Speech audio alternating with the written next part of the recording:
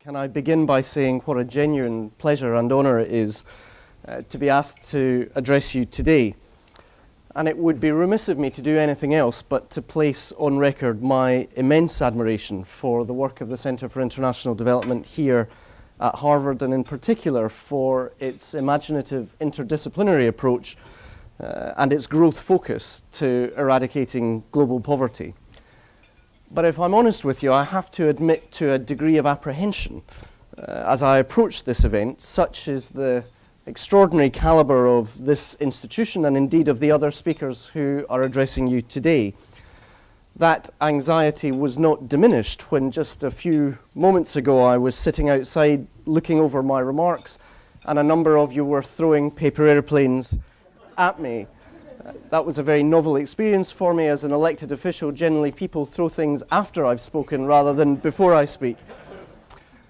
But in my nervousness at speaking before such an august audience today at such an extraordinary academic institution, I can at least console myself that 50 years ago, 5 decades ago, one of my predecessors as a Labour Member of Parliament in the United Kingdom Parliament, a man called Hugh Gaitskell, himself faced such nerves in a similar setting.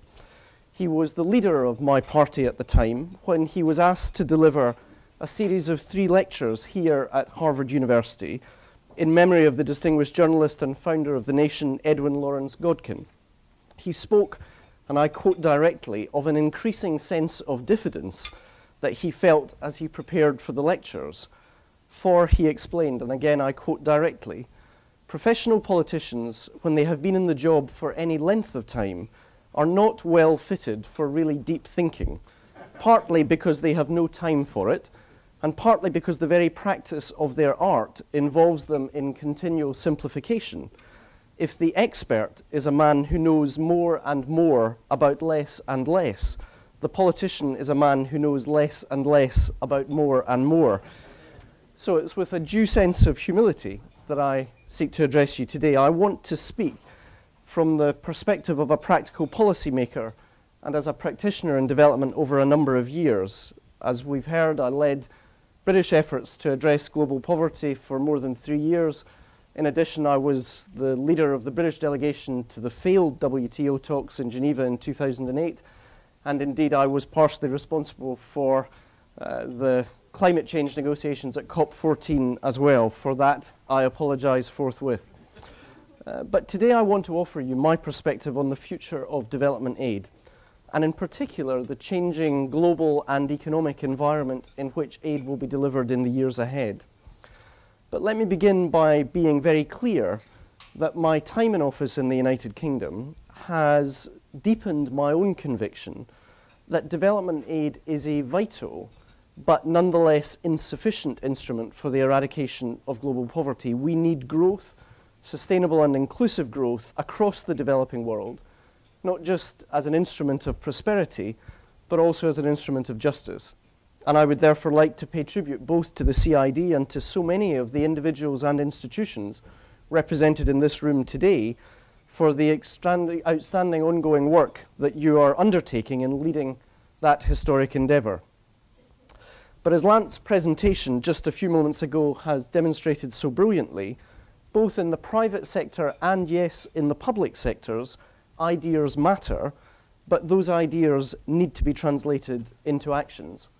It is now almost 30 years since I heard a former British Prime Minister, Ted Heath, talk about the challenge of international development. He spoke that evening, decades ago in my native city of Glasgow, of the Brandt Commission, about the report which recognised our interdependence on this small, crowded planet and set out in its time a new compact between North and South that we might better pursue our common interest. Undoubtedly, for a time, the report captured the public imagination. It sold more than 1 million copies. Yet, if we're honest with each other, the opportunity was lost. For far too many countries, the decade that followed was a time not of growth and of possibility, but of stasis. The Brandt report stands as an example of thought not translated into deed. The responsibility before us, therefore, is not simply to understand the scale of the mountain before us. Instead, we must endeavour to chart a way up that mountain. So as we contemplate this challenge, I believe we can draw heart that in contrast to the decade that followed the publication of the Brandt report, the dozen years since the millennium have borne witness to unprecedented progress in our efforts to tackle hunger, illiteracy, and disease. As the MDG Goals report, published in just July this year, evidenced, for the first time since records on poverty began, the number of people living in extreme poverty has fallen in every developing region, including sub-Saharan Africa. Preliminary estimates indicate that the proportion of people living on less than $1.25 per day fell in 2010 to less than half of the 1990 rate, and during the same period, over 2 billion people gained access to improved drinking sources. The share of slum dwellers in urban areas declined from 39% back in 2000 to 33% in 2012, improving the lives of at least 100 million people. Now, sometimes people, even within the development community, unwittingly come to believe that fighting global poverty is a never-ending task, that it is always journey and never destination. But for many hundreds of millions of people in recent years, a critical destination has been reached. They no longer live in extreme poverty. And as Charles Kenny's book, Getting Better, reminds us, development can work, and we must continue to remind ourselves that whatever the setbacks in the short term, in the long term of human history, we really can transform the lives of our fellow citizens for the better. So the challenge facing us today is to build on the progress that we've made in tackling poverty, illiteracy, and disease, but to do so in a tougher environment and working with some of the kind of innovations that we've just heard described. For while the achievements I've mentioned were made against the backdrop of often benign global conditions, we know that the global economic landscape has evolved dramatically in recent years. So today I want to suggest how the global economic and institutional framework is shifting at the same time as public perceptions of aid and of development more generally are undoubtedly in flux. Let me turn first to what both Alison Evans, the director of the Overseas Development Institute in London, and Ravi Kanbar at Cornell University have called a new geography of poverty. The form of that new geography and the debate about how we should approach it is very much still in flux. Paul Collier argues that the bottom billion, on whom he suggests we should focus our efforts, are locked in fragile and failing states, then numbering 50 or so. Andy Sumner of King's College in London has highlighted what he terms the new bottom billion, a billion extremely poor people who live in now nominally middle-income countries. This changing distribution of global poverty away from the poorest countries suggests what could be called a poverty paradox, that most of the world's extreme poor do not live in the world's poorest countries. One interpretation of this shift in global poverty is that extreme poverty is gradually changing from a question of poor people in absolutely poor countries to questions about domestic inequality and domestic political economy. In his recent working paper for the Center for Global Development in Washington, Sumner suggests that global poverty problems have changed. Estimates for 2008 confirm that the world's poor, by both $1.25 and $2 poverty lines, largely live in middle-income countries, albeit lower middle-income countries. The proportion of the world's $1.25 and $2 poor accounted for by middle-income countries is respectively 74% and 79%. Half of the world's poor live in India and China, mainly in India. A quarter of the world's poor live in middle-income countries, primarily populous lower middle-income countries such as Pakistan, Nigeria, and Indonesia. And a quarter or less of the world's poor live in the remaining lower-income countries. So it is clear that while we still find an important but diminishing proportion of the poorest remaining in so-called low-income countries, it is urgent that policymakers develop new instruments and generate fresh domestic consent for work being taken forward in the context of this new geography of poverty. Now, my second observation, as well as recognizing the importance of that changing landscape of poverty, is recognizing the importance, indeed the growing centrality, of the issue of inequality. Here at Harvard, Lant, who we've just heard from, has entitled his analysis of the long-term global evidence on income trends, Divergence, Big Time, echoing his famous paper from the late 1990s. But only last year, President Obama described inequality, and again I quote directly, as the defining issue of our time, reflecting that the fact that inequality within many countries is now rising in a reversal of the pattern of much of the 20th century. So despite the reduction in poverty associated with growth in countries like China and Brazil, and despite the improvements to child welfare around the world, inequality remains pervasive on the global stage.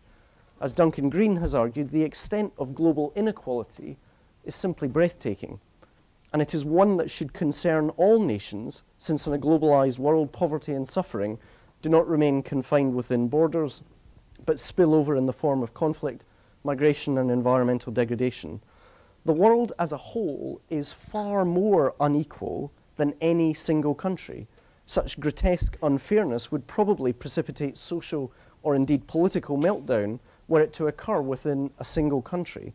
And one consequence of globalization is that the world is increasingly coming to resemble just that, a single community bound together by ever-improving transportation and communication links, and so therefore the political price of continued inequality can only rise in the future years. Who gets what also matters for poverty reducing growth. A more equitable starting point improves the link between growth and poverty reduction as countries develop, with a more equitable distribution meaning that new resources created through growth are likely to be distributed more equitably and can reduce poverty faster. In turn, as a recent IMF paper notes, inequality can hinder the length of growth spells, suggesting attention to inequality should matter to all of us. And of course, inequalities based on gender, on social class, or indeed on caste, disability, and other factors structurally embed poverty in ways that are both deeply immoral and economically and socially damaging. So if policymakers need to get their heads around both a new geography of poverty and the centrality of inequality in the years ahead within and between countries, what else is changing as it affects policymakers' decisions? As Larry Summers' answers reminded us so compellingly last night, East Asia is a developing region that has managed to sustain economic growth rates higher than the OECD over the last half-century. Now, of course, China's economic rise has been the very stuff of debate and discussion in conferences such as these for many years. But in particular, China has also undergone an extraordinary transformation from poverty to a hugely significant global donor, not least when we consider that China accounted for around 40% of the world's poor just 20 years ago. Now, as someone, as you've heard, who served for a number of years as the United Kingdom's governor to the World Bank, even I was somewhat taken aback in a seminar last week to discover that there are two separate Chinese lending institutions that are now lending more money to the entirety of the developing world than the World Bank itself. Indeed, the scale and scope of Chinese engagement in the poorest countries in the world today is hard to overstate. According to the IDS, China has given aid to every country in Africa, save Swaziland, and Chinese foreign direct investment goes to more than 40 African countries. And this engagement is often different from the traditional approaches taken by more traditional Western donors. As the IDS has observed, China is uncomfortable with the mantle of rising power or a hegemon in the classic sense, rather than practice bullish conditionality in its dealings with low-income countries. China prefers notions of a peaceful rise and harmonious development based rhetorically, at least, on the idea of partnership, cooperation, and mutual benefit. So contrary to the Western approach of having one main agency which dispenses aid and coordinates development activities, China has a multiplicity of different actors engaged in development activities. They include various ministries, provincial governments, central government, state-owned companies, private companies, banks, civil society, research institutions, and others. Some of these actors have different and at times opposing motives. And I certainly was struck on many of my most recent visits to meet with African heads of state as to just how frequently, notwithstanding their gratitude for the work that DFID was doing on social and economic development, how frequently their appeal would be investment for infrastructure in their own countries, and indeed how frequently they would cite the support to infrastructure being given by Chinese authorities when making that plea to a more traditional donor. So not only is the geography of poverty changing along with a new focus on inequality, but a new contestability has entered global flows of aid at exactly the time that many Western governments are facing quite unprecedented levels of fiscal constraint. Now, if the financial crisis of 2008 has demonstrated how quickly risk can escalate and far-reaching systemic breakdowns can take place, I would suggest to you that it remains the case that climate change today represents global systemic risk on a quite unprecedented scale. Climate change poses a systemic risk to the conditions in which the development in which each of us in this room are engaged can actually function. Indeed, as my friend and colleague Professor Nick Stern has said, for the world's poor, the financial crisis is of course profoundly serious, but it's not as serious as climate change. Insecurities over food, water and energy are coming together in a nexus of systemic risk.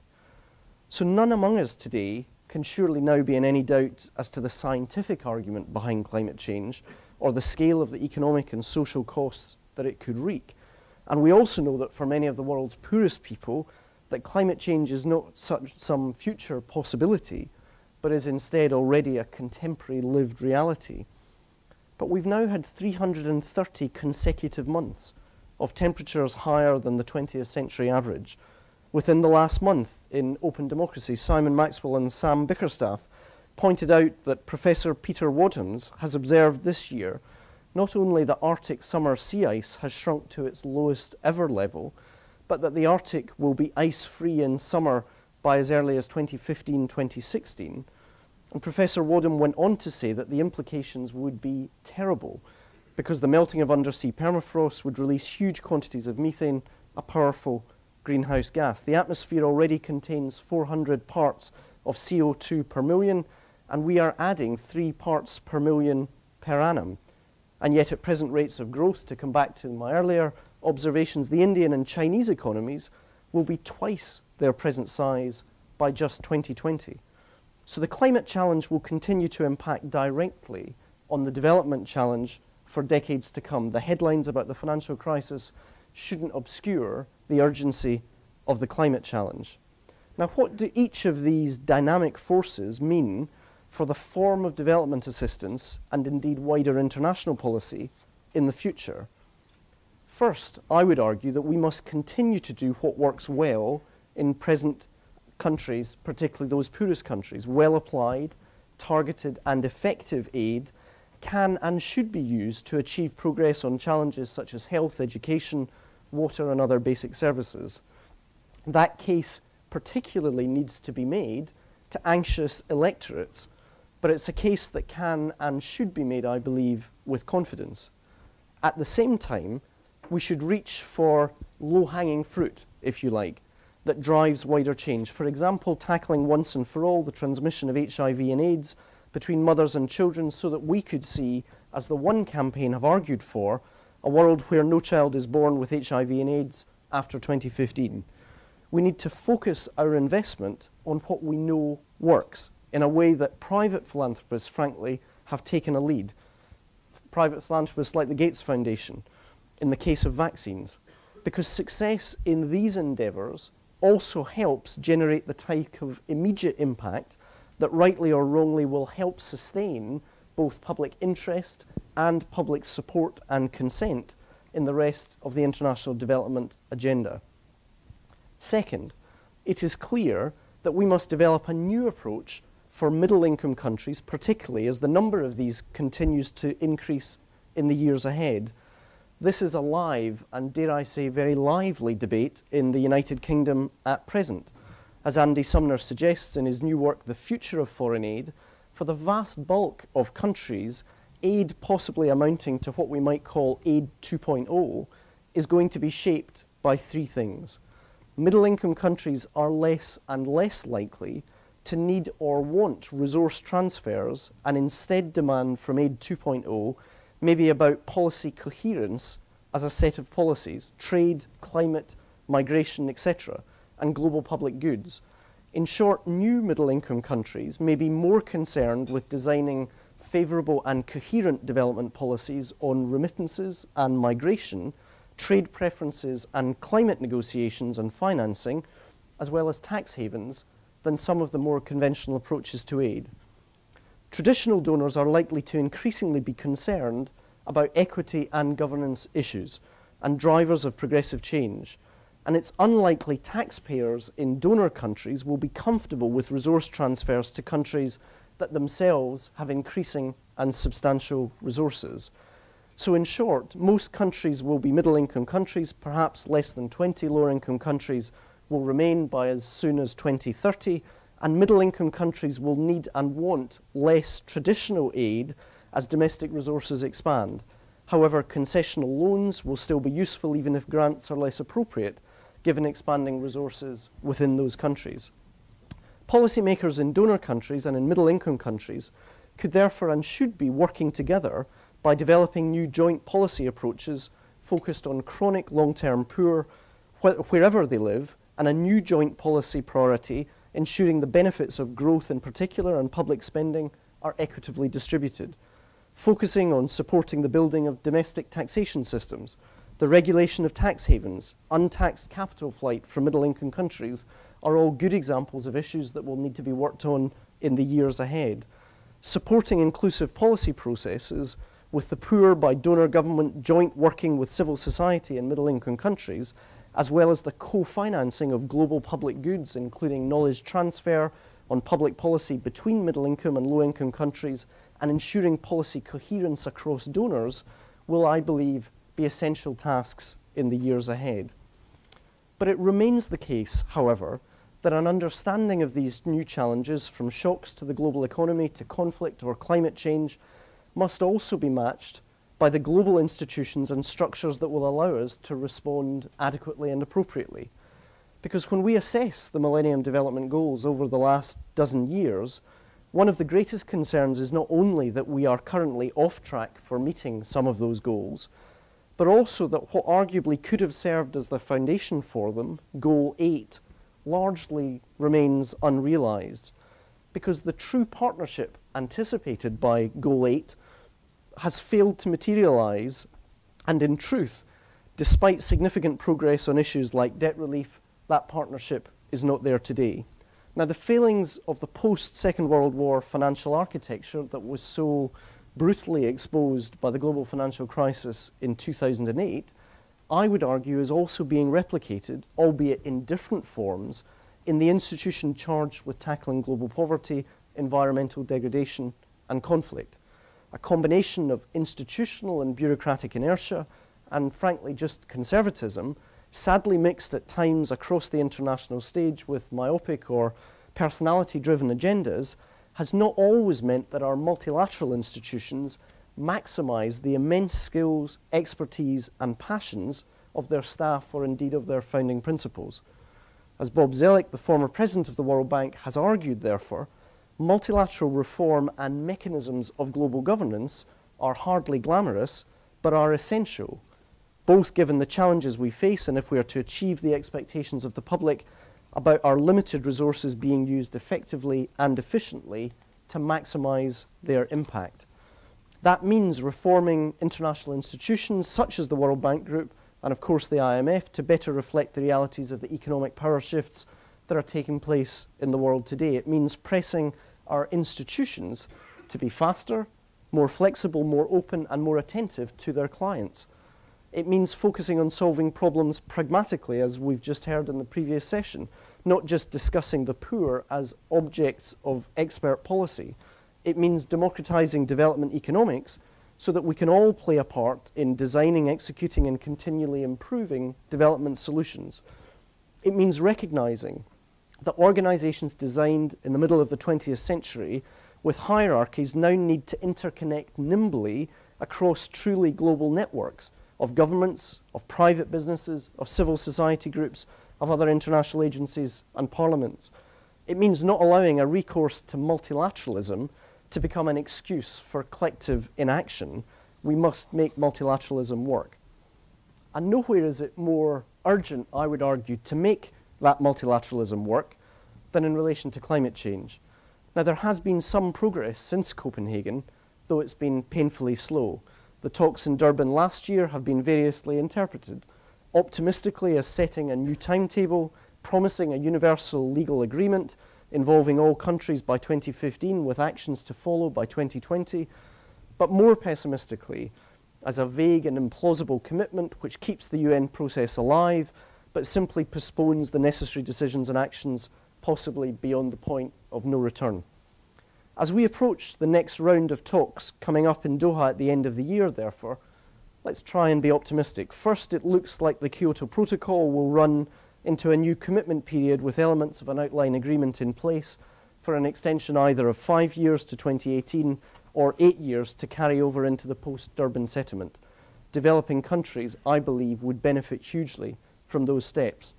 Second, with respect to the Durban platform for enhanced action, there are tentative negotiations now focused on how to increase the ambition of existing pledges, bring new countries in and incorporate new initiatives, for example, cooperation on renewable technologies. And it's also the case that 17 countries now have domestic climate legislation. There are now 33 national and 18 subnational carbon pricing schemes, which may cover 20% of the world's emissions. But we do now need agreement in 2015 on a legally binding climate framework with commitments at a level commensurate with that 2 degrees goal.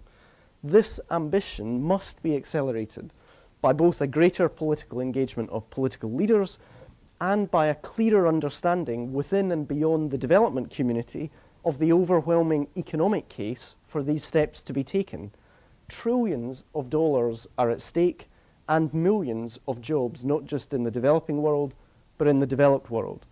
So we need policies to advance what Simon Maxwell and Sam Bickerstaff have called climate-compatible development, a changed trajectory which leads to lower carbon emissions, but also to a better protection against the inevitable consequences of climatic change, while at the same time contributing to our broader development goals. Now, the issue of climate change, I believe, reflects the character of our age. At the start of these remarks, I briefly quoted from the series of 3 speeches that my predecessor Hugh Gateskill gave here in Harvard more than half a century ago. The title of his series of speeches was The Challenge of Coexistence. That title surely encapsulates the great questions of Gateskill age. Could the great blocks of East and West exist peaceably alongside each other? In essence, my contribution to our conference today on the future of development aid could quite easily have been entitled The Challenge of Interdependence. For this is, I believe, the defining question, not just of development assistance, but of our age. How can we manage the extent of our interdependence at the beginnings of this new century? Our common prosperity depends on shared sustainable growth. Our common security depends on the emergence of effective and peaceful states around the world. And our common climate requires us to take steps now to safeguard our planet for our children and indeed for our grandchildren.